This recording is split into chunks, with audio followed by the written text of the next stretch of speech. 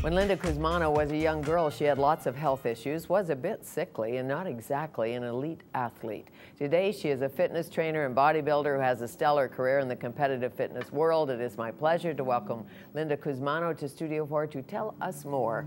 Hi. Nice to meet you. Yes, nice to meet you as well.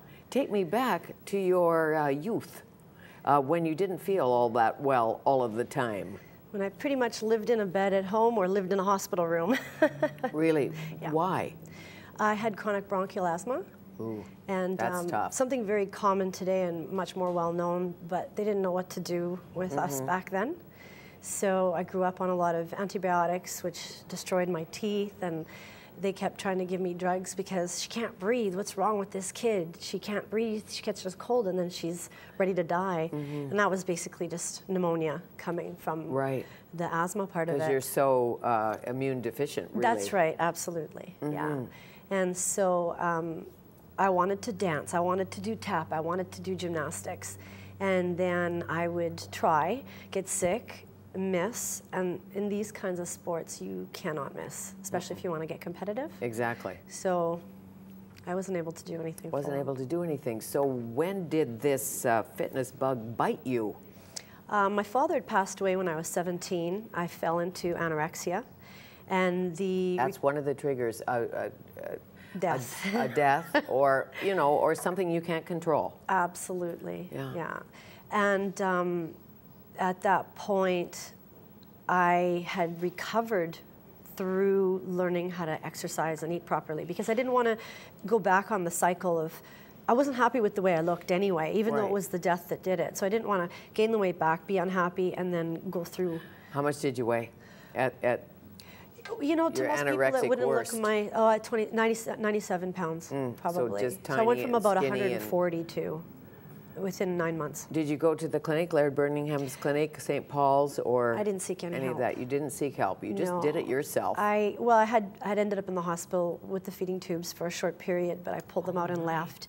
It was actually the fellow I'm with now who started to feed me. When you're infatuated with somebody, you'll do something to please them. Exactly. So it's like, here, take a bite of my more than pizza. A grape.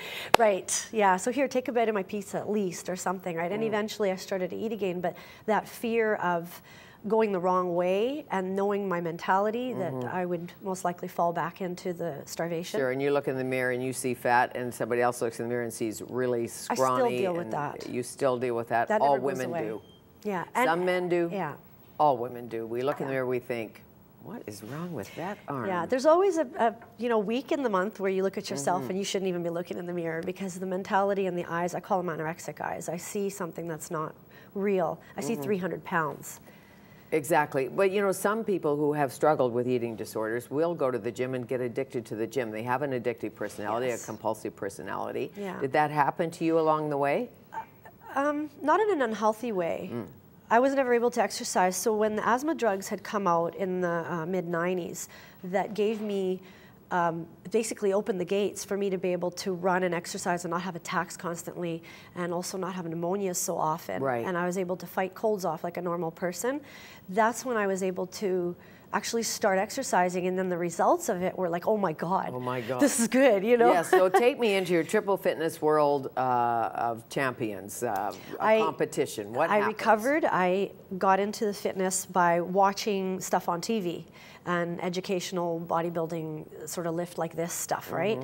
And then when I saw the girls competing on TSN, I just was like, okay, I want to do that. A little bit of dance, a little gymnastics. I got a little bit of each, even though I didn't go all the way. Right, choreography, of course. That's right. So I put it all together with the body I was building at the time, and that was my way of staying clear of falling back into the eating disorders. Right. You cannot look the way I look now and not eat.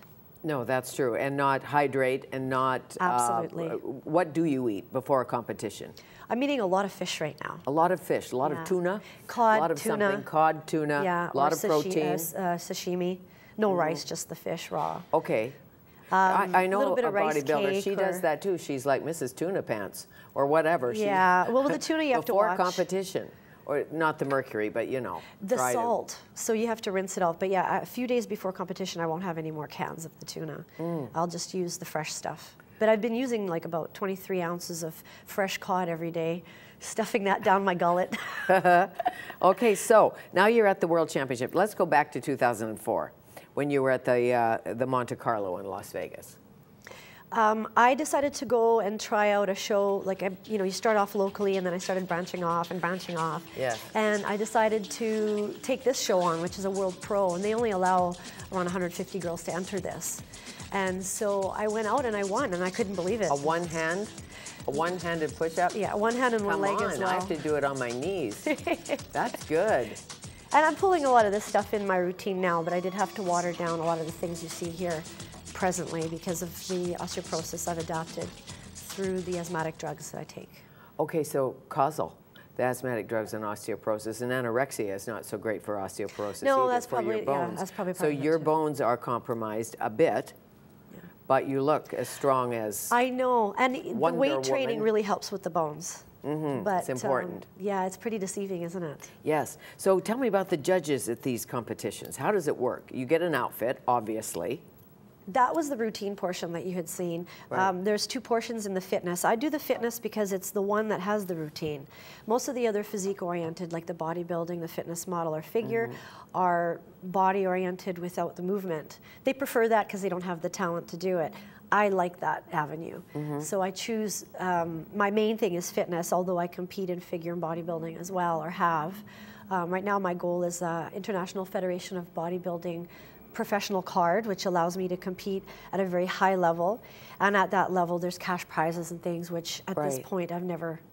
So do you find when you go for dinner or something, or you're walking down the beach, people say, Linda, show us your pipes.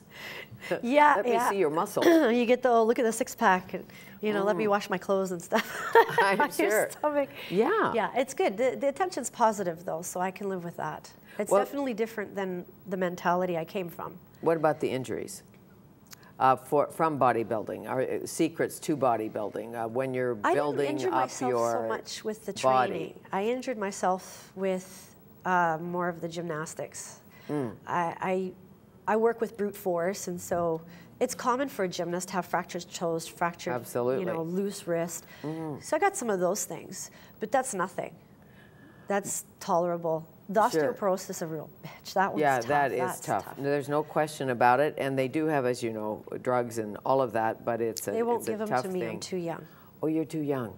Okay, well, I'm too young to have osteoporosis. I'll hook you up with, do you know Lorna Vanderhaeg, nutritional medicine expert? She's excellent on osteoporosis. I'll hook you up. Excellent. So like belly fat, when you train people, you do train people too, right? I do. To look a little bit training. like you. I do it as a full-time, and then yes, there's the competitors that come in that want to look like this, but I also train people out of diabetes, out of hypertension. There's a whole gamut of reasons why somebody would adopt a trainer, and I work with a lot of those different specialties. Sure. And somebody comes in, has a little belly jelly, and as we call it, estrogen belly, and not looking so good, and all of that. Do you make them set goals, or do you treat everybody individually? What is the key to being a really good personal trainer? The goal is the first thing. That's the first. Why are you seeing me? What is it you want to accomplish? Without that, I cannot give you the tools. So I need to see myself, but also hear from you, because sometimes people are accurate, and other times they're bordering on what it is, but I can see exactly what it is that needs to be done. Sure, and as you know, everybody doesn't want to have a competitive body in the sense that, muscles and six-packs, but you want to feel your best, be energized, know how to do it, and if you do have asthma, would you work with people who have asthma? Yeah. Because you've had it and you've done that dance? Yeah, and I've worked with anorexics as well. It's so rewarding to see them be able to do something when you're asthmatic, or to see somebody from an anorexic background eat and not be afraid to eat. Right, and to enjoy food rather than just take it in and be worried about it. And fear, yeah. It's a very complex, as you know so well. So back to human kinetics in these competitions. Do you grease up or anything? Like, I've seen movies. I have no idea. I've never been Have you seen ballroom dancing? Yeah. You see how dark they are? Yeah. They do a light coat of what we do, which is a Protan or a Jantana. It's a stain that you actually put on a few nights before and every night till. Really? Yeah, and it's literally brown, like chocolate. So you turn brown. I look very dark, but the stage lights, just similar as in here, lighten you right out. And in order to show the proper lines and the physique, you need to get Did you flex your muscle, or was that just what it looks like? That's just what it looks like. It's just there like that. It's a good time of year right now at 7% body fat. Everything shows So when up. you flex, what happens? Can you show me? Stop. Well, that's good. But the thing is that's a Popeye. Again, it's an illusion, because if I'm just standing normal, or I'm 10 pounds heavier than I am now, it's not as obvious. I don't look like a freak. No, and I think that's important, because you want the feminine, you want the streamline and all of that. When you're in competition and they make you show your muscles and all of that, that's a different time. Now, when you have all the goop on. Yeah, we don't do posing in fitness, although I've done the bodybuilding, and posing is so much fun, and you get so lean, you look freaky. But once you put the body fat back on, unless you're a very big bodybuilder, you tend to just look fit or powerful. So it's not that bad. No, it's all good. Yeah. It's all good, but under the lights, does the goop melt off? I shouldn't call it goop, the tan. It's kind of goopy. It isn't too bad. It depends. You're so dehydrated that you don't sweat a lot. But in the routine, we sweat more than, say, maybe the physique-oriented, where they just stand and pose. So you get a little bit of orange drops coming off. Right. But you're so well stained that touch it up and you're good. She's dropping orange bits. We're not sure what it is, but at least she's tanned. It's funny, because you'll go to a... You're competing in the BC Provincials, right? That's right. Which, July 16th. Yes. Coming up. Yeah. That's at the Massey Theatre in New Westminster. Can people come and watch? Yes. Okay. Might have to do that. BCABBA.org has all the information regarding tickets and coming out. Great. Nice to meet you. Nice to meet you, Thank you.